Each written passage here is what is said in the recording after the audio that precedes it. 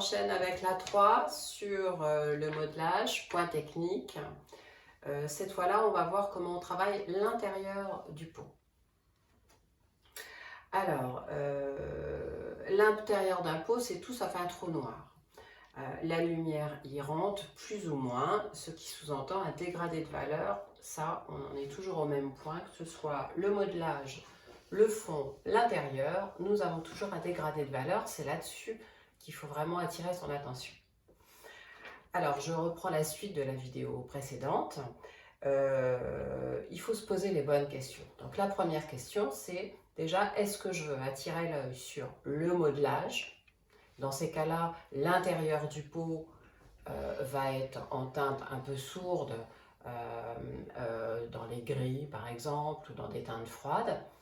Ou est-ce que je veux attirer l'œil sur l'intérieur du pot? Dans ces cas-là, l'intérieur du pot va être en couleur, va avoir des couleurs un petit peu plus lumineuses pour attirer le regard, et l'extérieur plutôt dans des teintes un peu sourdes.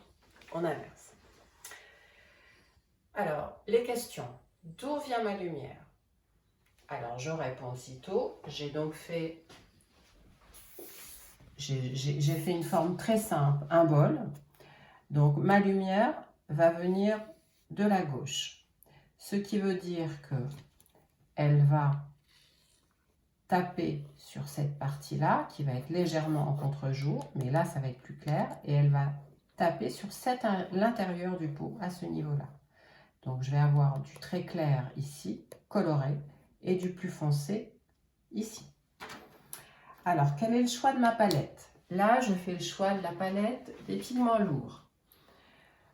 Donc, je sais que je pourrais les gratter si j'en avais envie. Là, je ne vais pas aller jusque-là, je ne vais pas avoir le temps. En tout cas, j'ai décidé de prendre l'auréoline, je ne sais pas, mais je me le laisse sous la main. J'ai décidé du cobalt. Pour changer, je prends du jaune quinacridone. Ça peut être du jaune indien. Je prends de l'orange Pyrrole de chez Smith. Il est pas mal quand on veut attirer l'œil. Je prends le terre de sienne brûlé. Je prends de la lizarine. Et si j'ai besoin de l'outremer, mais je ne sais pas encore. Quelle couleur je vais mettre en avant? Alors, l'intérieur du... Là, je veux attirer l'œil sur l'intérieur du pot. Donc, je fais le choix d'un intérieur du pot très ensoleillé. Voilà. Les jaunes, les oranges. J'ai envie d'un petit peu de chaleur. Ça me va bien. Quelle technique je décide de prendre? Je vais commencer comme la précédente par un fond mouillé. Voilà. On y va? C'est parti? Allez. Alors, comme la précédente, donc j'humecte ma palette. J'aurais dû le faire avant. J'humecte tout au cas où je changerais d'avis. Alors, même démarche. J'humecte avec mon pinceau mouilleur le contour.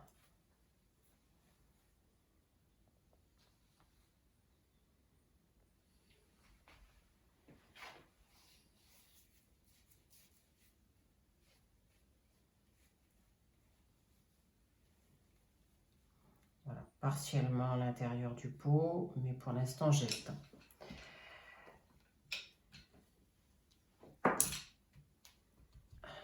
Donc, je prends le jaune quinacridone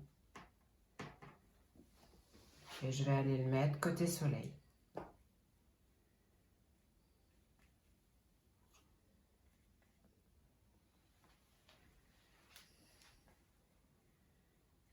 Côté soleil, côté lumière, on appelle ça comme on veut. En tout cas, je mets une première couche. Un petit peu par là, allez, voilà. Je prends mon orange.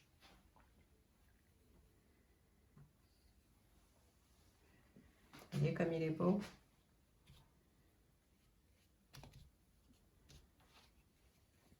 Je vais le diluer gentiment.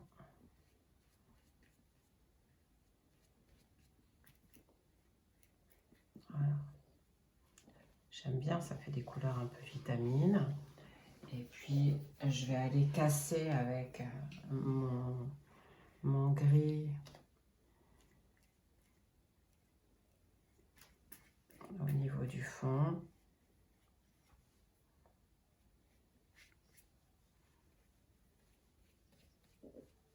Ce que je mets à gauche, je le remets à droite. J'essaie de décoller déjà, faire un dégradé. Ça fait déjà 5 minutes que je vous parle. Pas simple tout ça. Voilà. Je limite la partie basse, j'ai le temps. Bon, c'est parti. Donc, je vais commencer la lumière venant d'ici.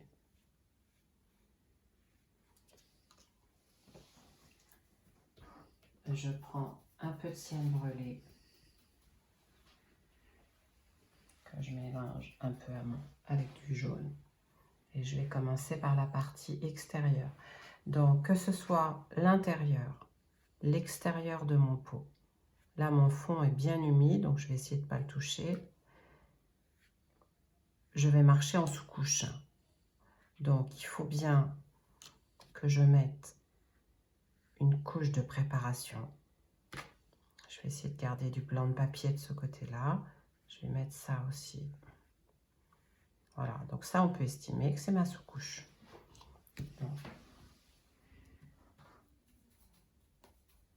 Je vais aller mettre du cyan brûlé, du bleu outremer sur cette partie-là. Hein, puisque je veux attirer l'œil à l'intérieur de mon pot. Alors, je ne remplis pas.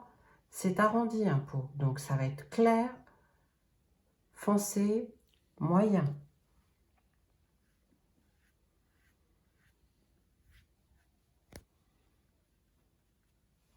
Voilà. Encore une petite couche.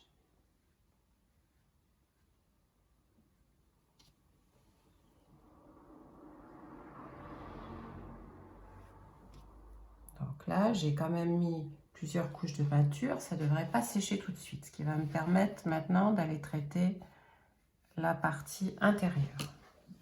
Alors, je vais prendre un pinceau un tout petit peu plus petit pour avoir un petit peu plus la main.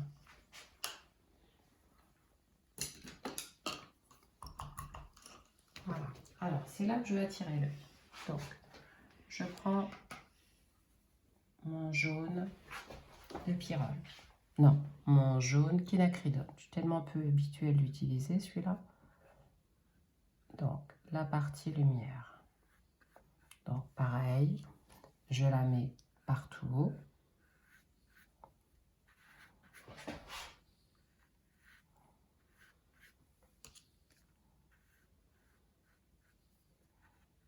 Là, il faut que ce soit plus minutieux quand même.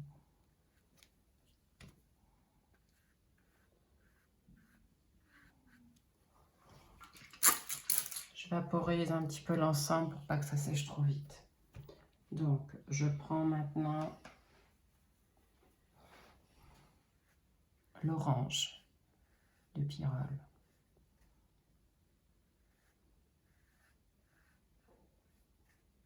Deuxième couche. Par contre, je ne recouvre pas complètement la première. Voilà. On y va gentiment. Troisième couche, un petit peu plus d'orange de Pyrrole avec un peu de cyan brûlé. Je monte la valeur progressivement.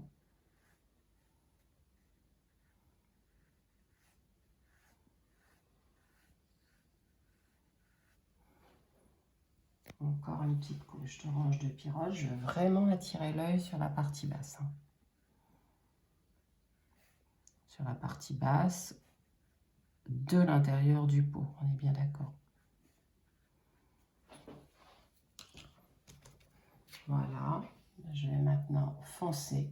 Donc du cobalt avec du cyan brûlé. Là, je vais obtenir des teintes un peu plus chocolatées. Aussitôt, ça change la donne.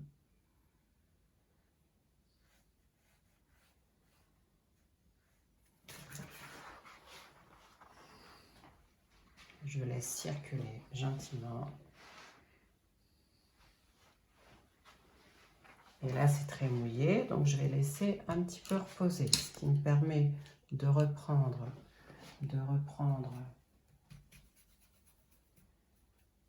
J'essaie de faire des vidéos courtes, mais mon Dieu que c'est compliqué, quoi.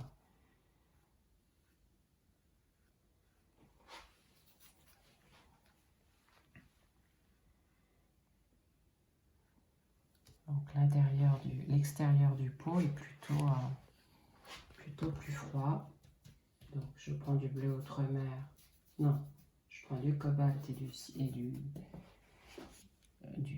cyan brûlé avec plus de cobalt pour refroidir mon mélange.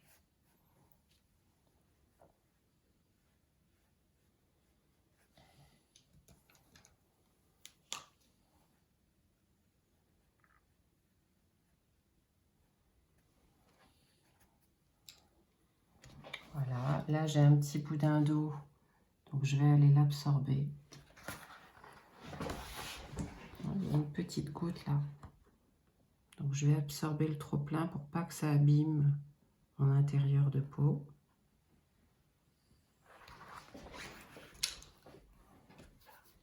Je vais encore remonter, parce qu'il faut que je fasse venir cette partie-là vers moi. Hein. Donc c'est des couches et des couches. Et entre-temps, je travaille un coup en dessus, un coup en dessous pour arriver pour attendre que mon papier digère un petit peu les gestes que je fais.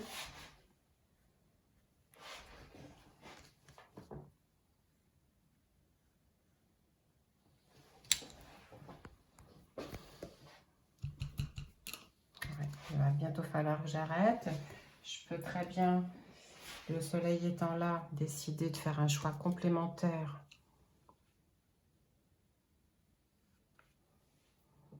Au niveau de la partie ombrée.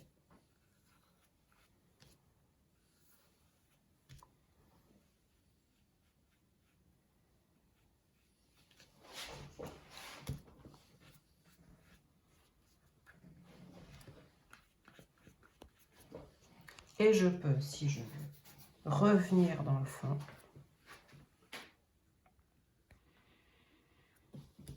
C'est-à-dire que même si j'ai commencé par le fond, je peux décider de reprendre ce fond. Tout ça pour vous montrer qu'il n'y a pas vraiment de règle.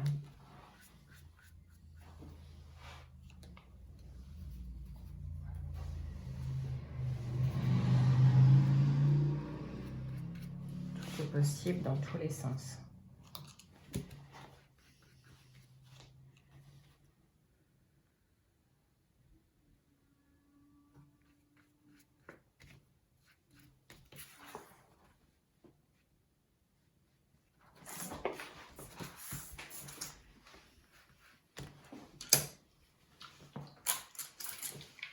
Un petit coup de vapeau pour rendre ça vivant. Quelques retraits et je vais m'arrêter là puisque je n'ai pas plus le temps, ça va être trop long. Quelques petits trucs de ménage. Il faudrait tout est à peaufiner encore. Hein. On pose la couleur, on met des couches et des couches pour après travailler à l'intérieur. C'est là où je suis obligée de vous lâcher, c'est sur cette dernière partie. Mais à vous de tester, à vous de voir.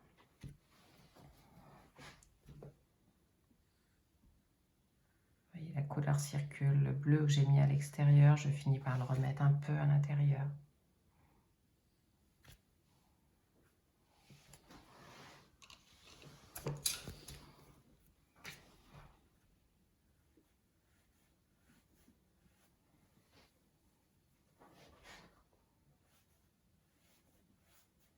Voilà, etc., etc.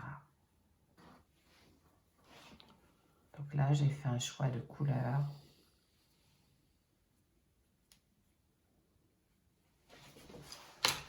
Voilà. C'est pas fini, c'est en cours. Et nous avons bien